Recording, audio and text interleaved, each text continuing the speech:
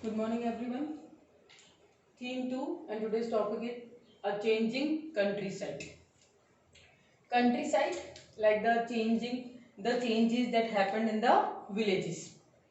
आज हम पूरा का पूरा जो है ये फिफ्थ टॉपिक पढ़ने वाले हैं और इसको जो है मैंने एक दो फ्लो चार्ट के फॉर्म में आपको समझा दिया है ताकि it will be easy for you. Changing countryside में हम पढ़ने गए कि time period of 600 BCE to CE 600 CE के टाइम पीरियड में जैसे हमने पढ़ा कि राजा महाराजा आए कौन कौन, इसी तरीके से इस टाइम पीरियड में गांव में या विलेजेस में या कंट्री साइड्स में जो है क्या क्या बदलाव आया, कैसे कैसे आया और उन बदलाव के पीछे क्या कारण थे, क्या राजा कारण थे उनके पीछे, ये सारी चीजें हम उसके अंदर पढ़ने वाले हैं। क्या क्या चेंजेस थे, क्या क्या हुआ इन दैट। सबसे पहले तो हम इसके जो हम 4 टॉपिक्स पढ़ेंगे, that is the popular perceptions of the king. Like what was the main perception of the king, what the people thinks about the kings. Second is the strategies for increasing the production. What were the problems that held in this? Because of that the subject here means villagers, peasants. Because of that the peasants changed their strategies. Few peasants, not everyone, changed their strategies to increase the production. Now the question is that why they want to increase the production. They want to increase the production because of only one thing, that is that the taxes. Because of taxes only, because the king collect too much of taxes, that is not possible for the common farmers. So that was the reasons few farmers in that adopted the strategies. After that, if we talk about the strategies, then the strategies are not equal for everyone. Is that because of that technology, everyone cannot adopt the technologies. So few farmers are the like there is a difference in the societies. For example, poor and the rich farmers, poor peasantry, landless farmers and the landholders farmers, and the last is that land grants and the new rural elites. Grants like just like the gifts, किस तरीके से राजा जो है वो land जो है किसी और को दे दिया करता था एक गिफ्ट के फॉर्म में, और उसकी तरह से फिर कैसे न्यू रूरल एलाइट्स या नए छोटे छोटे रूरल एलाइट्स या रूरल जो है राज करने वाले छोटे छोटे से हेडमैन ये सब बने. This is all the topic about that we are going to do in the today's video. Before starting this, that the first thing is that from where we get all these things, we get all these things from the sources, as you can see here. Let's start, and with all these sources what we explore, we here means what the historians explore regarding this. Historians explore the few points, that is our whole video. Let's start with the first point, popular perception of the king. Popular perception of the king के अंदर हमें जो sources मिले हैं वो मिले हैं हमें एंथ्रोपोलॉजी. एंथ्रोपोलॉजी क्या होती है? एंथ्रोपोलॉजी यू कैन से वो पोएम्स या वो छोटी छोटी स्टोरीज या वो ओरल स्टोरीज जो अलग अलग लोगों के द्वारा लिखी गई है और उसको बाद में एक साथ इकट्ठा करके एक बुक के अंदर जो है एक साथ कंपाइल कर दी गई है, that is the anthropology. Now the thing is that जितनी भी इंस्क्रिप्शन या जितने भी हमने अभी पुराने सोर्सेज पढ़े हैं वो किसने लिखवाए? वो राजा ने लिखवाए, ठीक है, लेकिन राजा ने जो दिया, राजा ने जो लिखवाया वो उनकी साइड का परसेप्शन था, वो उनकी सोच थी कि उन्होंने ये किया या वो इतने महान थे. But what about the another aspect? Another aspect means the दूसरा साइड पे कौन है? फार्मर्स, पीजेंट्री, गांव वाले लोग, उनकी क्या परसेप्शन थी? अब historians facing the problems कि how they can get the knowledge of that side of that peasantry. Why? Because common people hardly wrote these types of inscription and hardly भी नहीं बोल सकते वो ये सब चीजें नहीं क्या करते because they were busy in their common lives.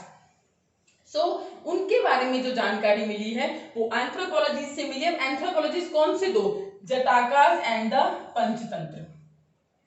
जटाकास और पंचतंत्र दो ऐसी कहानियां, जटाका लिखी गई थी पाली भाषा में, दो ऐसी पंचतंत्र की कहानियां तो आपने सुनी हुई स्टोरीज ऑफ द पंचतंत्र जो है वो कॉमन स्टोरीज हैं, ठीक है. इन दोनों कहानियों से जो है अंदाजा लगाया गया कि किस तरीके से जो है वहां के लोग कैसे थे, कैसे रहा करते थे, लाइक दैट, क्या उनकी क्या सोच हुआ करती थी. उसी के अंदर जटाकास के अंदर एक और कॉमन स्टोरी आती है गानाटेंडु जटाका। गानाटेंडु जटाका की स्टोरी जो है जिसमें ये बताया गया है कि वहां के टाइम वहां के लोगों के बारे में बताया गया और ये बताया गया कि किस तरीके से राजा इतना क्रूअल था कि उसकी क्रुएलिटी से वो इतना लोग गांव वालों की जिंदगी इनकी मिजरेबल कर रखी थी कि जिसके से गांव वाले लोग वहां से भाग के कहां चले गए, जंगल में चले गए। That is the they flee to the forest. क्यों? क्योंकि वो टैक्स नहीं दिया करते थे, नहीं दे सकते थे, sorry. So these were the sources। अब इन सोर्सेज से हिस्टोरियंस ने क्या क्या एक्सप्लोर किया है? पहली चीज ये एक्सप्लोर किया है कि opinions from the subject side. Subject कौन है यहाँ पे? कि क्या ओपिनियंस रहा होगा सब्जेक्ट्स का, आम लोगों का, वो क्या सोचते होंगे। राजा तो बोल रहा था, मैं बोलता था अपनी इंस्क्रिप्शंस में या लिखता था कि मैं बहुत महान था एंड ऑल दैट, लेकिन कॉमन पीपल राजा को क्या माना करते थे? क्रूअल, या फिर जो है अपनी तिजोरी भरने वाले, ऑल दैट। और सेकंड ये चीज पता चली है कि बहुत सारी कहानियां जो है ओरल भी हुआ करती थी, जिससे उसके बाद जो रिटन टेक्स्ट में बाद में लिख दिया करते थे, जैसे पंचतंत्र और जटाकर में, क्योंकि वो लोग तो लिखना भी नहीं जानते थे। आफ्टर दैट जो सबसे इंपॉर्टेंट जो हमें जो इस चीज का पता चला है कि राजा बहुत ज्यादा हाई टैक्सेस वसूल किया करता होगा, जिसकी वजह से जो है गांव वाले कहाँ पे भाग जाया करते थे? फॉरेस्ट के अंदर। राजा बहुत क्रूअल किंग हुआ करता होगा। सब्जेक्ट अटैक, क्योंकि सब्जेक्ट ने इस स्टोरी के अंदर ये साफ साफ बताया है कि दिन के अंदर तो राजा के जो टैक्स कलेक्टर थे वो परेशान किया करते थे, एंड एट द नाइट जो है रॉबर जो है वो परेशान किया करते थे। अब राजा इतने टैक्सेस का, इतने हाई टैक्सेस का क्या कर, तो according to the side of the, according to the perception of the subjects और according to the perception of the common people, what I think राजा अपनी तिजोरियां भरने के लिए ये सब किया करता होगा। ठीक है, so those who can not or who can't give the taxes, what they were doing at that time, what they started, they start few flee to the forest, and in that few adopted the different strategies जो हम अब इसके अंदर पढ़ने वाले हैं। और कुछ लोगों ने अब जो डिफरेंट स्ट्रेटजीज को अडॉप्ट किया, ठीक है, और उसके अंदर वो स्ट्रेटजीज क्या रही होंगी, तो बट नेचुरल सी बात है, प्रोडक्शन स्ट्रेटजीज की बात उन लोगों ने की थी। Clear? Now come to the next strategies for increasing. अब क्या क्या स्ट्रेटजीज रही होंगी? अब ये स्ट्रेटजीज हमें कहां से पता चली? बट नेचुरल सी बात है, इंस्क्रिप्शन से पता चली। और इसके अंदर जो है एक बहुत ही इंटरेस्टिंग सा है सुदर्शन लेक, सुदर्शन झील, जो कि गुजरात के अंदर है। लेकिन सबसे पहले अगर हम बात करते हैं तो मौर्य के टाइम पीरियड में बनाई गई है। उसके बाद मौर्य के टाइम पीरियड में बनाई गई, फिर फ्लड की, because of that flood and जो है वो जो है टूट गई थी, तो उसे रीबिल्ड किसने किया? शाकास का एक रूलर था रुद्रदमन, उन्होंने रीबिल्ड किया और उन्होंने जो है 2 CE जो है जो उसको 2 BC, सॉरी 2 BC जो है रुद्रदमन ने जो है उनको रीबिल्ड किया, एंड आफ्टर दैट रीबिल्ड करने के बाद जो है वो दोबारा जो है थर्ड टाइम जो उसी सेम इंस्क्रिप्शन पे, सेम रॉक के ऊपर जो है गुप्ताज ने जो है जो इसको दोबारा लिखा, और उसी इंस्क्रिप्शन पे जो है वापस लिखा गया 7th BC के अंदर। So this was an important thing that you have to add in your text. अब इस इंस्क्रिप्शन से जो भी इंस्क्रिप्शन या भी जो स्टोन के ऊपर जो लिखा गया था, जो क्या पता चलता है हमें क्या क्या इन्फॉर्मेशन मिली? हमें सिर्फ इतना ही ध्यान रखना है कि इसमें क्या क्या इन्फॉर्मेशन मिली, कि किस तरीके से नई नई स्ट्रेटजीज अडॉप्ट की। नई स्ट्रेटजी 600 BC में प्लो आ गया, ठीक है, प्लो के थ्रू जो है ये लोग जो है एग्रीकल्चर किया करते थे। आफ्टर दैट जो है after some time iron tip flow आ गया, एलिविल सॉइल जहां थी, riverine area like Ganga Kaveri इसके आसपास के इलाकों के अंदर आयरन टिप्ड जो है के थ्रू जो है ये फ्लो या खेती बाड़ी आयरन टिप फ्लो शेयर्स के थ्रू जो है खेती बाड़ी किया करते थे। देन जहां पे बहुत बरसात होती है या फिर रिवराइन एरिया एलिविल सॉइल के आसपास they start doing the paddy transplantation. वैसे तो हम लोगों के लिए कोई नॉर्मल कॉमन चीज है ये पैडी ट्रांसप्लांटेशन, ठीक है, तो इसको ज्यादा एक्सप्लेन करने की जरूरत नहीं, you can understand by its own words. Paddy transplantation start की, लेकिन इस चीज का ध्यान रखना है, पैडी ट्रांसप्लांटेशन कहाँ होती है? जहां पे बहुत ज्यादा वाटर फ्लोट होता है, बहुत ज्यादा वाटर जो होता है वहां पे, ठीक है। तो ये सेमी एरिड, ये जो है semi arid areas, for example Rajasthan या फिर पंजाब के कुछ ऐसे सेमी एरिड एरियाज थे, वहां पे जो ये सब चीजें जो है आयरन टेप या पैडी ट्रांसप्लांटेशन स्टार्ट नहीं की थी। पंजाब के कुछ एरिया में स्टार्ट की गई थी, that is the 20th century के आसपास। इतना फर्क है, 20th century and we are talking about the 6 CE के आसपास की बात है।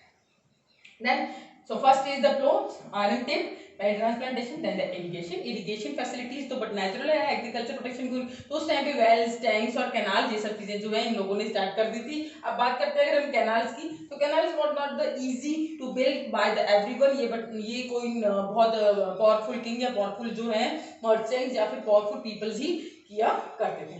सो here is the second topic. इन लोगों ने जो है टैक्सेस से बचने के लिए या फिर टैक्सेस को हाई टैक्सेस को देने के लिए नई नई स्ट्रेटेजीज को अडॉप्ट किया.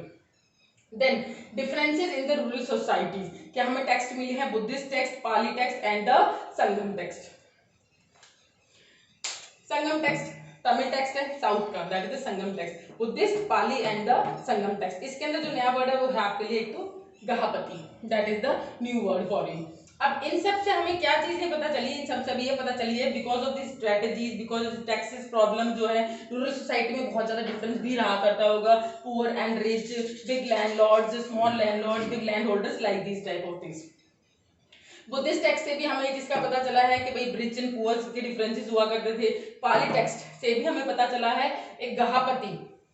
गहापति एक टर्म है जिसके अंदर जो है, जिस टर्म के अकॉर्डिंग ये है अ पावरफुल मैन, जिसकी पावर जो है उसके घर में, like for example the head of the family, उसको भी गहापति कहा करते हैं. जिसके पास जिसकी खुद की जमीन होती है, जायदाद होती है, उसको गहापति कहा जाते हैं. लेकिन जैसे for example a man of a family, A man of a family is known as the गहापति. जिसका पूरा रूल जो है उसकी फैमिली पर, उसके एनिमल्स पे, उसकी प्रॉपर्टी पे, उसके सर्वेंट्स पे चला करता था. That is the gahapati. इसको जनरली ये लोग जो है सेकंड और थर्ड कैटेगरीज में पाली टेक्स्ट में रखा गया है. तो फर्स्ट कैटेगरी में कौन होंगे? फर्स्ट कैटेगरी में बिग लैंड ओनर्स को इन लोगों ने रखा था. अब संगम टेक्स्ट से, तमिल टेक्स्ट से जो है इन लोगों को ये पता चला है, हम लोगों को ये पता चला है कि वहां पे भी three types of categories were there, like Vellalars, Uzhavar and the Adimai. ये जो है तमिल वर्ड्स हैं, Vellalar, Uzhavar and Adimai. That is they were telling about the big land owners, small land owners and the Adimai the servants, landless workers.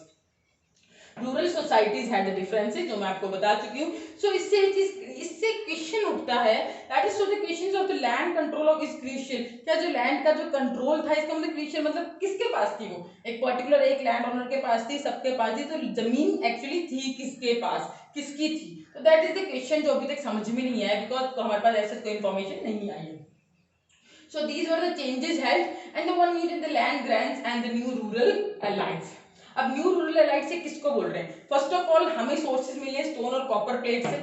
Copper plate एक ऐसा source है, जैसे documents, जैसे हम कोई प्रॉपर्टी साइन करते हैं तो हमारे जो डॉक्यूमेंट्स वगैरह होते हैं, जस्ट लाइक दैट कि ये जिसको प्रॉपर्टी एज अ ग्रांट के फॉर्म में दी जाती थी, तो कॉपर प्लेट उसको ट्रांसप्लांटेशन, उसको जो है दिया जाता था ट्रांसफॉर्मेशन के लिए, कि हाँ उस पर लिखा होता था ये ट्रांजेक्शन कि so and so property in so and so को दी गई है. और स्पेशली, और तीसरा है संस्कृत टेक्स्ट, सॉरी, और चौथा है हमारा हर्ष चरित्र. अभी मैं बताती हूँ ये क्या है. स्टोन्स एंड कॉपर प्लेट से हमें इन्फॉर्मेशन मिली है. इन्फॉर्मेशन किस चीज की मिली है? हमें लैंड ग्रांट्स की मिली है. जैसे transaction of the land grant, इससे ये चीज क्लियर हो गया कि प्रॉपर्टी ग्रांट्स के फॉर्म में दी जाया करती थी. स्पेशली किसको देते थे?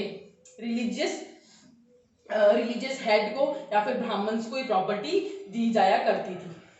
अब ब्राह्मण्स को जो प्रॉपर्टी दी जाया करती थी, वो जो है वो प्रॉपर्टी जो उनको दी थी, वो बिल्कुल वो अग्रहरा माने जाते थे. क्या माने जाते थे? Agrahara. Now what is the question of what is actually अग्रहरा?